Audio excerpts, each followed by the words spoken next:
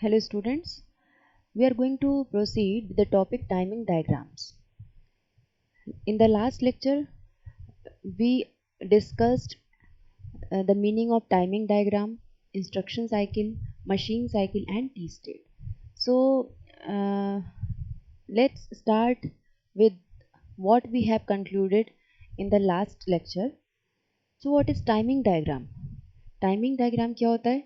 Timing diagram, it is a pictorial representation of how an instruction is being executed, and this diagram uh, is represented with the help of different control, timing and status signals. What is the meaning of various control, timing and status signals here? Timing signal means clock, and control signal means read control signal, write control signal. Status signal means जो हमने pin diagram में 3 pins के बारे में पढ़ा था, IO M bar, S1, S0 और एक और पिन है एयरली. तो इन सारे सिग्नल्स की हेल्प से टाइमिंग डायग्राम को रिप्रेजेंट किया जाता है, और टाइमिंग डायग्राम ये बताता है कि किसी इंस्ट्रक्शन का एग्जीक्यूशन किस तरह से हो रहा है. ठीक है, how an instruction is being executed. The timing diagram tells about this with the help of various control, timing and status signals. Instruction cycle क्या होता है? तो इंस्ट्रक्शन साइकिल का मतलब ये हुआ कि कोई भी इंस्ट्रक्शन एग्जीक्यूट होने में जितना टाइम ले रहा है उसको बोलते हैं instruction cycle. Time required to complete the execution of an instruction is called the instruction cycle. Okay, and what is machine cycle? तो मशीन साइकिल हम कह सकते हैं कि अगर कोई भी इंस्ट्रक्शन है, कोई भी इंस्ट्रक्शन एग्जीक्यूट हो रहा है, तो एक इंस्ट्रक्शन को एग्जीक्यूट होने में कई सारे ऑपरेशंस को परफॉर्म करना पड़ता है. तो एक ऑपरेशन को हम एक मशीन साइकिल कह सकते हैं कि तो हम ऐसे कह सकते हैं कि the time required to complete an operation is called the machine cycle. Okay, और व्हाट इज टी स्टेट? तो T state is one sub division of an operation which is performed in one clock period. एक clock period में जो भी operation perform हो रहा है उसको हम कह रहे हैं टी स्टेट. यहाँ पे हम कह सकते हैं कि एक क्लॉक पीरियड जो है, एक clock period is precisely equal to one T state. Okay, तो जो एक मशीन साइकिल है, तो एक मशीन इसको हम अगर ऐसे कंक्लूड करें तो ऐसे हम कह सकते हैं कि instruction cycle is one instruction cycle consists of several machine cycles. Okay, and कितना मशीन साइकिल कंसिस्ट कर सकता है? तो it consists of from 1 to 6 machine cycles. One instruction cycle can include और कंसिस्ट्स 1 to 6 ऑपरेशंस और machine cycle. और अगर machine cycle की बात करें तो एक machine cycle, one machine cycle is made up of several T states. तो one machine cycle consists of 3 to 6 T states. Okay, and T state की बात करें तो टी स्टेट क्या है? It is about equal to one clock period. ठीक है, तो नेक्स्ट हम शुरू करते हैं जो कि ऑपकोड फेच मशीन साइकिल है. मैंने आपको बताया था कि माइक्रो प्रोसेसर किसी भी इंस्ट्रक्शन को एग्जीक्यूट करने में डिफरेंट तरीके के ऑपरेशंस या मशीन साइकिल को परफॉर्म करता है. For example, opcode fetch, memory read, memory write, IO read, IO right. तो एक इंस्ट्रक्शन को एग्जीक्यूट होने में कई सारे ऑपरेशंस को परफॉर्म करना होता है. ठीक, तो और तो हम एक कंप्लीट इंस्ट्रक्शन के एग्जीक्यूशन को कैसे समझेंगे? पहले हम ऐसे समझेंगे कि डिफरेंट ऑपरेशंस या डिफरेंट मशीन साइकिल्स को टी स्टेट के टाइमिंग डायग्राम के फॉर्म में कैसे रिप्रेजेंट करते हैं. पहले हम डिफरेंट मशीन साइकिल्स या ऑपरेशन के टाइमिंग डायग्राम को समझेंगे, फिर हम उसकी हेल्प से किसी भी इंस्ट्रक्शन के टाइमिंग डायग्राम को समझ सकते हैं. बिकॉज एक इंस्ट्रक्शन को एग्जीक्यूट होने में कई सारे ऑपरेशंस या कई सारे मशीन साइकिल्स लगते हैं. तो पहले हमें क्या सीखना है? पहले हमें ये सीखना है कि डिफरेंट मशीन साइकिल या डिफरेंट ऑपरेशंस के टाइमिंग डायग्राम को कैसे रिप्रेजेंट करते हैं. फिर जब हम ये सीख लेंगे उसके बाद हम ये पहचानेंगे कि then we will study about the instruction set of microprocessor 8085. 8085 में कौन कौन से इंस्ट्रक्शंस यूज होते हैं, ठीक। और एक इंस्ट्रक्शन किस तरह का इंस्ट्रक्शन है कि 1 बाइट इंस्ट्रक्शन है, 2 बाइट इंस्ट्रक्शन है कि 3 बाइट इंस्ट्रक्शन है, और एक इंस्ट्रक्शन को परफॉर्म होने में कौन कौन से मशीन साइकिल्स उसमें यूज हो रही हैं, फिर we will learn to identify. Okay, then we can understand to represent the timing diagram of any instruction. तो हम यहाँ से स्टार्ट करते हैं, ऑफकोड फेच मशीन साइकिल को समझते हैं कि ऑफकोड फेच मशीन साइकिल क्या होता है। First of all we should understand about this term opcode fetch. I have already told you about this term. What is the meaning of fetch?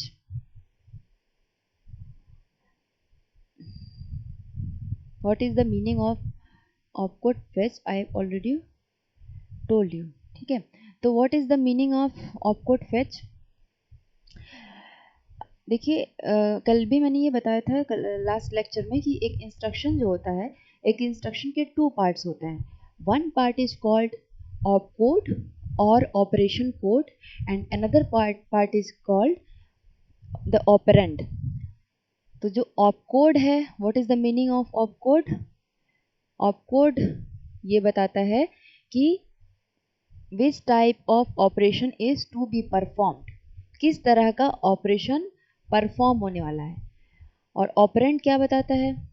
जो भी operation perform होने वाला है वो कौन सी डेटा पे परफॉर्म होने वाला है। तो operand represents the data and opcode represents the command that which type of operation is to be performed on the data. तो ये 2 पार्ट्स हैं किसी भी इंस्ट्रक्शन के, एक ऑपकोड है और दूसरा ऑपरेंड है। तो माइक्रो प्रोसेसर कैसे वर्क करता है? माइक्रो प्रोसेसर कैसे वर्क करता है? सपोज किसी इंस्ट्रक्शन को एग्जीक्यूट कराना है, तो सपोज माइक्रो प्रोसेसर को किसी इंस्ट्रक्शन को एग्जीक्यूट कराना है, and that instruction is stored in the memory. वो इंस्ट्रक्शन मेमोरी में स्टोर्ड है, and we know that memory is collection of several registers and each register has its 16-bit address. okay, तो suppose कि जो भी instruction को execute कराना है वो मेमोरी में 2005 लोकेशन पर स्टोर्ड है। और कौन सा इंस्ट्रक्शन है? Instruction is move C comma A. And one more thing कि ये तो इंस्ट्रक्शन हो गया, और ये इंस्ट्रक्शन माइक्रो प्रोसेस मेमोरी में कौन से फॉर्म में स्टोर्ड होगा? इंस्ट्रक्शन कोड के फॉर्म में स्टोर्ड होगा, that is called as hex code. तो जो ये इंस्ट्रक्शन है इसका जो हेक्स कोड है वो होता है 4FH। ओके, तो मेमोरी में सपोज कि ये इंस्ट्रक्शन स्टोर्ड है, इस इंस्ट्रक्शन को माइक्रो प्रोसेसर को एग्जीक्यूट कराना है। तो माइक्रो प्रोसेसर को एग्जीक्यूट कराना है, इसको समझने के लिए माइक्रो प्रोसेसर के आर्किटेक्चर में जो इम्पोर्टेंट या मेन ब्लॉक्स हैं उसको हम यहाँ ड्रॉ कर लेते हैं। कौन कौन से ब्लॉक्स हैं? ये रजिस्टर्स हो गए, general purpose registers, BC DE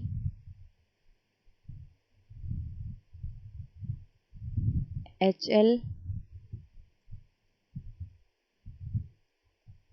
then stack pointer, और ये सारे रजिस्टर एरे हो गए, प्रोग्राम काउंटर। ठीक है, इसके अलावा इस इंस्ट्रक्शन को समझने के लिए और कौन कौन सी चीज़ों की रिक्वायरमेंट है? तो इंस्ट्रक्शन रजिस्टर,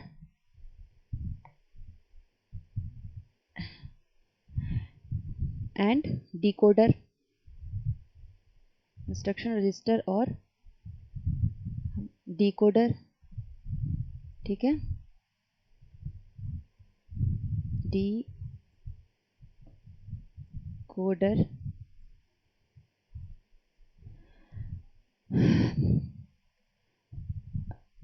और ALU हो गया और control logic, control logic. Okay, ठीक। तो क्या करना है हमें, क्या करना है अभी, क्या समझना है? ये समझना है कि एक इंस्ट्रक्शन है मूव C, A जिसका हेक्स कोड है 4FH and this instruction is stored in the memory at the location 2005H। Okay, तो यहाँ पे ये मेमोरी में स्टोर्ड है। अब करना ये कि माइक्रो प्रोसेसर को इस इंस्ट्रक्शन को एग्जीक्यूट कराना है। एग्जीक्यूट कराना है तो कैसे एग्जीक्यूट होगा? तो किसी भी इंस्ट्रक्शन को एग्जीक्यूट कराने में जो पहला ऑपरेशन होता है उसको कहते हैं फेच। क्या कहते हैं? फेच। फेच का मतलब ये है कि जो इंस्ट्रक्शन के जो दो पार्ट्स हैं, पहला पार्ट जो ऑप कोड है और दूसरा पार्ट ऑपरेंड है, तो जो पहला वाला पार्ट है ऑप कोड या ऑपरेशन कोड, उस पार्ट को मेमोरी से माइक्रो प्रोसेसर में एक्सेस करना और उसको डी कोड करना, ये जो प्रोसेस होता है उसको बोलते हैं फेच। ठीक है, क्या प्रोसेस है कि इंस्ट्रक्शन के ऑप कोड को मेमोरी से माइक्रो प्रोसेसर में जो एक्सेस या रीड करने का जो प्रोसेस है उसको बोलते हैं ऑप कोड फेच। ठीक है, जब फेच होगा, फेच होने के बाद वो इंस्ट्रक्शन डी कोड होगा, उसके बाद वो एग्जीक्यूट होगा। ठीक, तो इसी को समझना है हमें। तो ये करने के लिए ये काम, ये पूरा जो फेच से लेकर एग्जीक्यूट का स्टेप है, इसको समझने के लिए सबसे पहला स्टेप क्या होगा? What should be the first step? तो पहला स्टेप ये होना चाहिए कि जिस भी लोकेशन पर ये इंस्ट्रक्शन स्टोर्ड है उस लोकेशन का जो एड्रेस है उस एड्रेस को माइक्रो प्रोसेसर पहले एड्रेस बस पर प्लेस करेगा। ओके, इसका मतलब ये हुआ कि प्रोग्राम काउंटर में कितना वैल्यू होना चाहिए? 2005।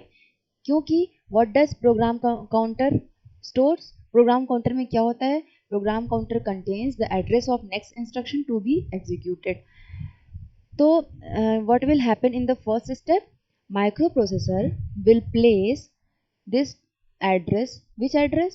2005H on the address bus from the program counter.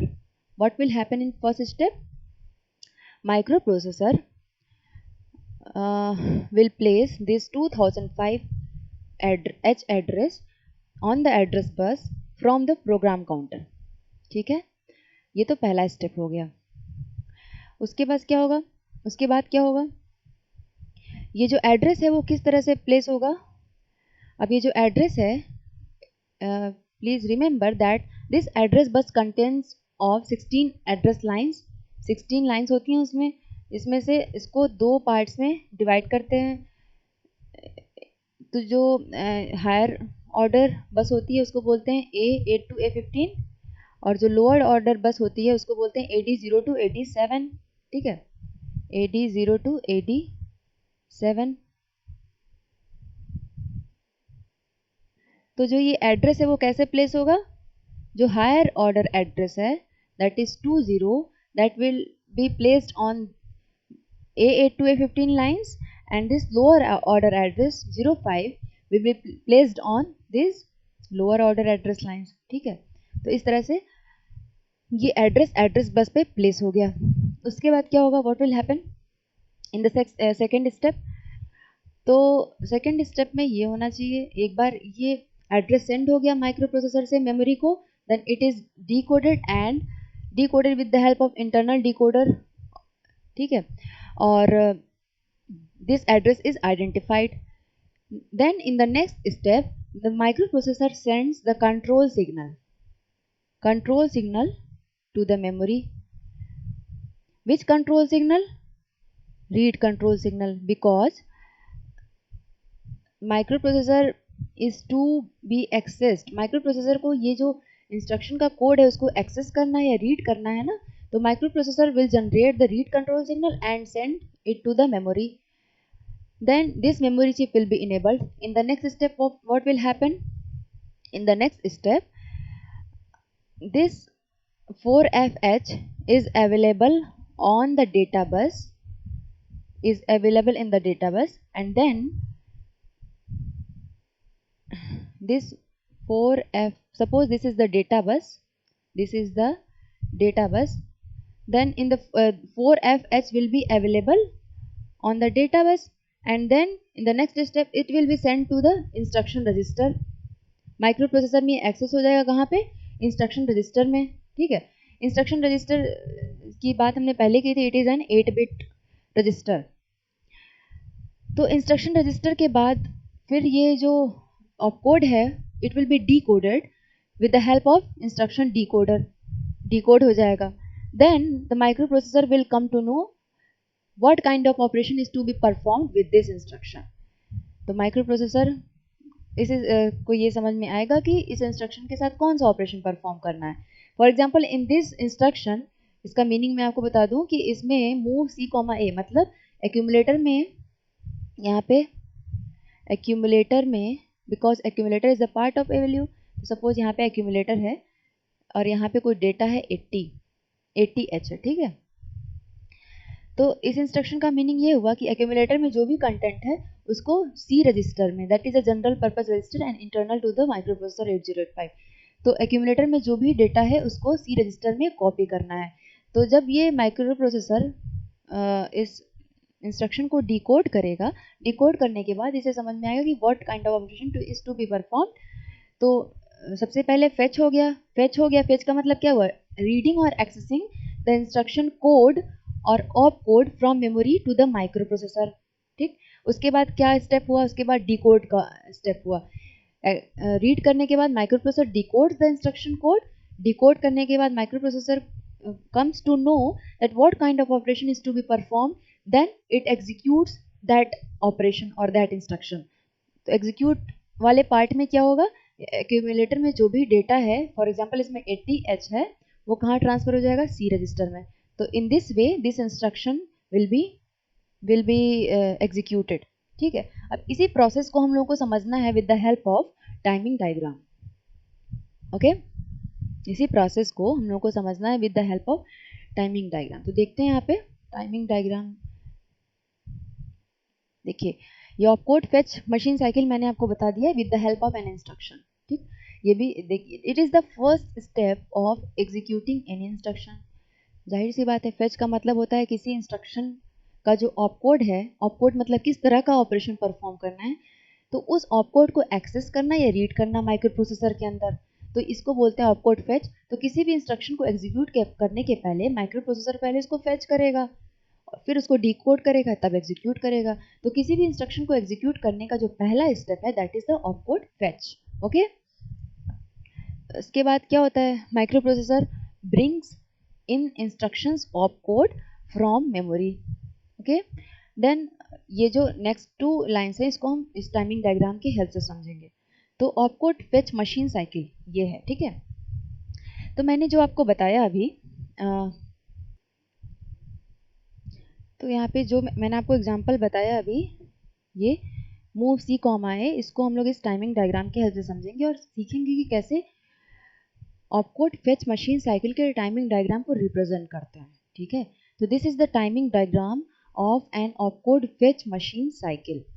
यहाँ पे देखिए, in the definition of the timing diagram we have learn that timing diagram is the pictorial representation of execution of an instruction with the help of various control timing and status signals। तो यहाँ पे हम देख सकते हैं कि here there are 5 different group of signals, 5 different group of signals with the in addition with the clock, ठीक है।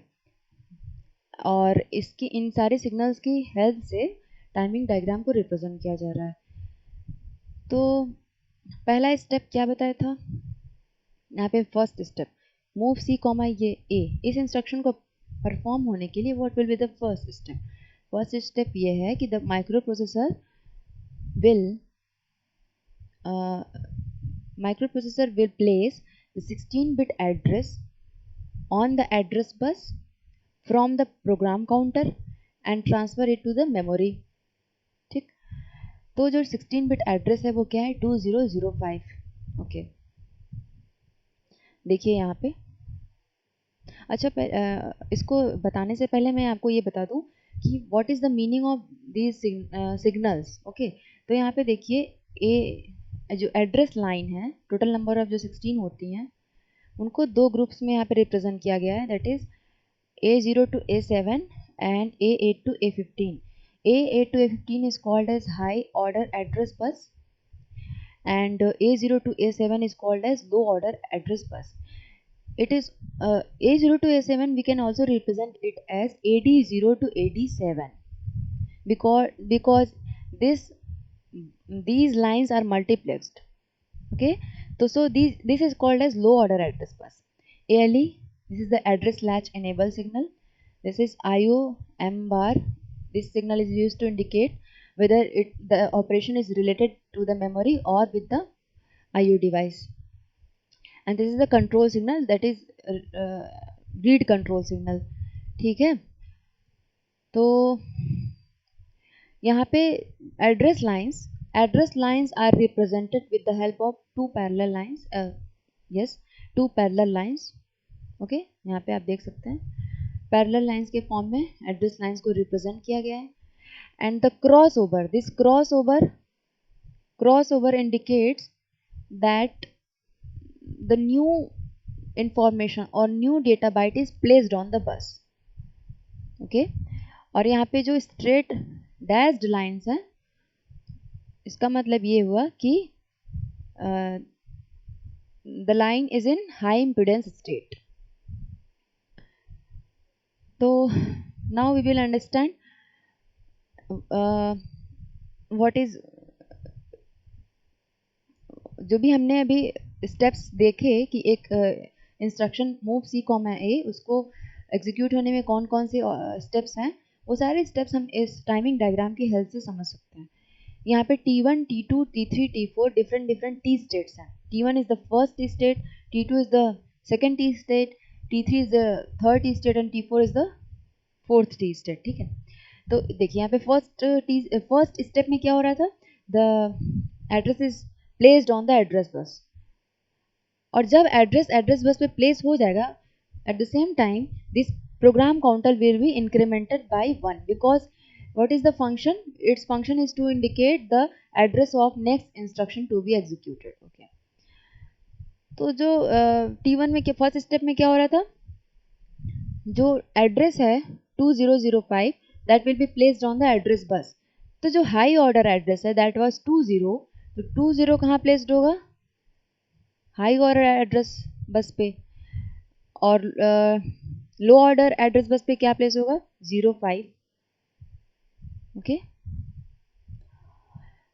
और ये कैसे डिसाइड होता है कि ये मल्टीप्लेक्स्ड बस इज एक्टिंग एज डेटा बस और address bus. It is with the help of ALE की मदद से. AD0 से AD7 वाला जो एड्रेस लाइंस हैं वो दो पर्पस सर्व करती हैं, या तो एड्रेस या तो डेटा बस. तो यहाँ पे देखिए फर्स्ट T स्टेट में ALE is high, which is indicating that these lines AD0 to AD7 are acting as address bus. Okay, तो जो हाई ऑर्डर एड्रेस है 20, it is placed on the A8 to A15 lines, and the low order address is placed on A0 to A7 address lines. ठीक, तो इनका काम समझ में आ गया T1 में क्या हो रहा है. और IO M bar और स्टेटस सिग्नल जो हैं S0 और S1, what is the purpose of these signals? So IO M bar signal indicates whether the operation is related to the memory or it is related to the IO device. So जो fetch हो रहा है opcode fetch, वो किस तरह का operation है, since the instruction code is being fetched from memory to the microprocessor, so this operation is related with the memory. इसका मतलब ये हुआ कि IO M bar जो पिन है उसका स्टेटस क्या होना चाहिए, it should be low. Okay, which is used to indicate that it is the operation related to the memory. और ये ऑपकोड फेच ऑपरेशन है, तो फेच को रिप्रेजेंट करने के लिए S0 और S1 का स्टेटस 1 होता है. ठीक है, तो ये हो गया ऑपकोड फेच. ये सारे सिग्नल्स ये बता रहे हैं, IO M bar, S0, S1 ये बता रहे हैं कि this is the opcode fetch machine cycle. T1 में हम देख सकते हैं, अच्छा इनका ये जो स्टेटस सिग्नल का स्टेटस है ये थ्रू आउट द, ये सारे स्टेट जितने भी T स्टेट्स हैं उनमें इनकी वैल्यू यही होगी, क्योंकि इन सारे T स्टेट्स में ऑपकोड फेच मशीन साइकिल को ही रिप्रेजेंट किया जा रहा है, ठीक है। अगर कोई दूसरा मशीन साइकिल होगा तो इनकी वैल्यूज चेंज हो जाएगी। अच्छा, अब आर टी बार को देखेंगे T1 में, तो T1 में देखिए R T bar is low, sorry is high, it is high. तो इसका मतलब क्या हुआ? इसका मतलब ये हुआ कि read control signal is not activated, read control signal अभी एक्टिवेटेड नहीं है। तो this is the first T state. First T state में क्या हो रहा है? फर्स्ट टी स्टेट में ये हो रहा है कि AL is high, indicating all the address lines are acting as address bus, and low order address is placed on the low order address lines AD0 to AD7, and the high order address is placed on the high order address lines A8 to A15, ठीक है, ठीक। Then recall what is being happen in the next step। अगले step में क्या हो रहा है? जब एड्रेस ट्रांसफर करने के बाद that address will be identified, ठीक है, ये एड्रेस आइडेंटिफाई हो जाएगा। इसके बाद क्या होगा? इसके बाद this control unit of the micro processor is generating the control signal and sending it to the memory. तो यहाँ पे रीड कंट्रोल सिग्नल का यूज हो रहा है। तो हम यहाँ पे देख सकते हैं in the second T state, second T state में यहाँ पे देखिए जो रीड सिग्नल है, this read signal is activated since it is an active low signal. So यहाँ पे हम देख सकते हैं कि सेकेंड टी स्टेट में यहाँ पे रीड सिग्नल यहाँ लो हो गई है, इसका मतलब इट इज एक्टिवेटेड, ठीक है। तो यहाँ पे रीड सिग्नल एक्टिवेट हो गई है, और बाकी IO M बार S0 और S1 का स्टेटस तो वही है, since these signals are showing that this operation is opcode fetch operation.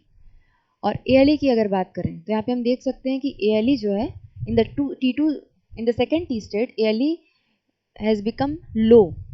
तो ALE low है, what does it indicating? It indicate, what does it indicate? It is indicating that the low order address bus, this AD0 to AD7 is now available as data bus। ALE लो होने का मतलब ये हुआ कि ये जो AD0 to AD7 data जो बस है, द मल्टीप्लेक्स बस है, it is now available as data bus. तो T2 में ये काम हो रहा है कि ALE लो हो जा रहा है, which indicates AD0 to AD7 acts as data bus, and जो रीड सिग्नल है this is also being activated, ठीक है। So in the next T state, that is in the T3 T state, the data next step में क्या हो रहा है? After sending the control signal this memory shift is enabled, ठीक है। जब रीड कंट्रोल सिग्नल मेमोरी को मिल रहा है देन इट इज इनेबल्ड, और इनेबल होने के बाद डेटा बस पे अवेलेबल हो जाता है, और उसके बाद इंस्ट्रक्शन रजिस्टर में माइक्रो प्रोसेसर इसको रीड कर लेता है। तो यहाँ पे देखिए T3 स्टेट में क्या होगा कि ALE तो लो ही है, because it is there is the function, मतलब जो डेटा है वो डेटा बस पे ले आना है। तो जो AD0 to AD7 है उसको डेटा बस की तरह यूज करने के लिए ALE लो है, और जो रीड सिग्नल है इट इज ऑल्सो एक्टिवेटेड, यहाँ पे लो है थर्ड टी स्टेट में। तो थर्ड टी स्टेट में क्या होगा? Data will be available on the data बस। ये जो एरोज हैं शो कर रहे हैं कि data is available on the data bus. तो जो भी यहाँ पे डेटा है वो डेटा बस पे अवेलेबल हो जाएगी। कौन सी डेटा थी? 4F, तो यहाँ पे हो जाएगा 4F, and then it will be sent to the instruction register. Instruction register में माइक्रो प्रोसेसर उसको रीड कर लेगा यहाँ तक, ठीक है। Now in the next T state that is T4। T4 में क्या होगा? यहाँ पे देख सकते हैं T4 में जो रीड सिग्नल है again it is being activated. यहाँ पे again it is being, sorry, read signal जो है वो डीएक्टिवेट हो गई है T4 में। ALE जो है ALE फिर लो ही है अभी भी, ठीक है। और जो A8 to A15 है इन पर जो भी वैल्यू है वो अननोन है, अनस्पेसिफाइड है, और ये जो डॉटेड लाइन ये शो कर रहा है कि ये जो एड्रेस जो डेटा लाइन है वो हाई इम्पिडेंस स्टेट में है। तो what will happen in the T4? T3 तक जो डेटा है वो इंस्ट्रक्शन रजिस्टर में आ चुका है। In the T4 T state that opcode will be decoded by the micro processor, ठीक। T4 में माइक्रो प्रोसेसर उसको डिकोड करेगा। एंड आफ्टर डिकोडिंग के बाद micro processor will come to know that this instruction is 1 byte instruction and what kind of operation is to be performed and that operation will be executed. तो T4 ये जो instruction है, इस instruction की अगर बात करें तो T4 में डिकोड हो रहा है और एग्जीक्यूशन का काम भी T4 में ही हो जा रहा है since it is a 1 byte instruction. ठीक है, तो एग्जीक्यूशन में क्या होगा, the content of accumulator will be copied to the C register. तो T4 में ही डिकोड का काम होगा और एग्जीक्यूशन का काम भी T4 में ही होगा. After execution what will be there in the C register, there will be 80H in the C register. Okay, so I have shown you this execution of instruction, and with the help of this example I have tried to make you understand what is happening in the opcode fetch machine cycle with the help of timing diagram.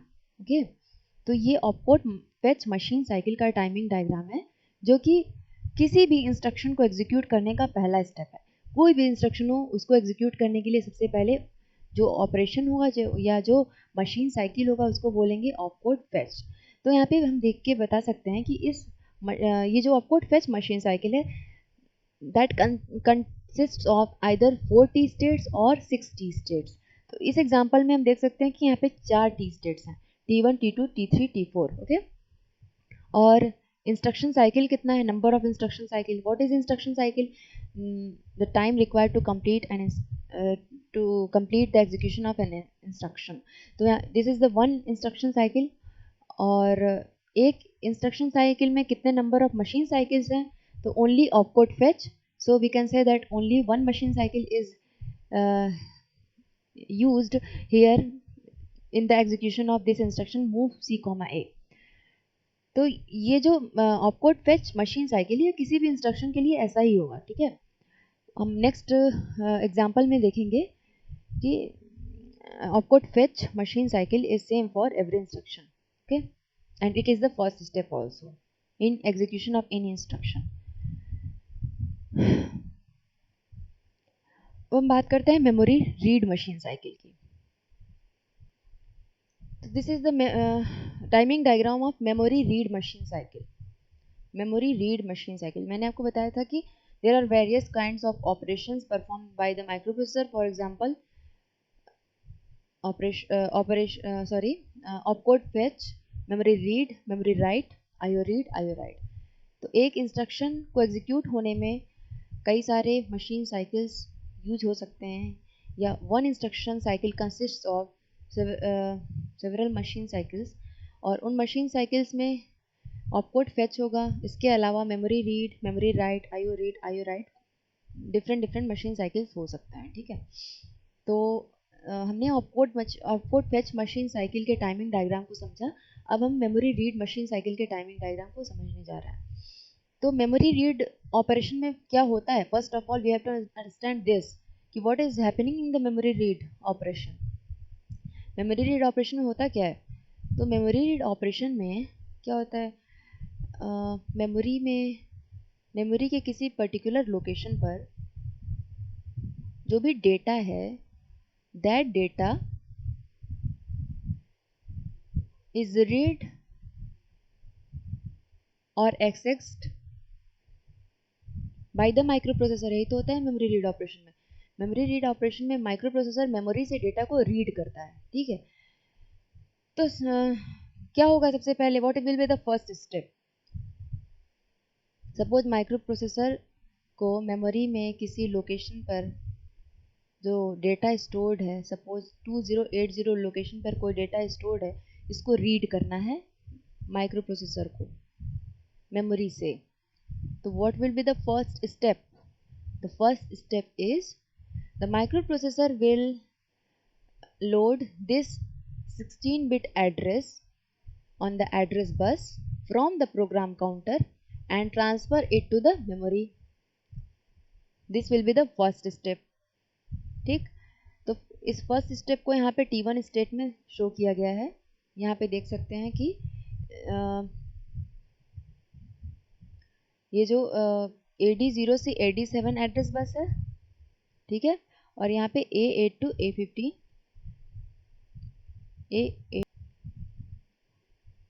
A8 to A15 बस को यहाँ पे separately नहीं show किया गया है, इसमें it is shown with the help of demultiplexed address bus. This is A0 to A15 is indicating that this is the demultiplexed address bus, और यहाँ पे AD0 to AD7 को डेटा बस की तरह रिप्रेजेंट किया गया है, ठीक है। तो what will happen in the first step और in the first T state? First T state में क्या होगा? ALE विल बी हाई, यहाँ पे ALE को रिप्रेजेंट नहीं किया गया है यहाँ पे, but if we represent the ALE then ALE will be high in the first T state. Okay,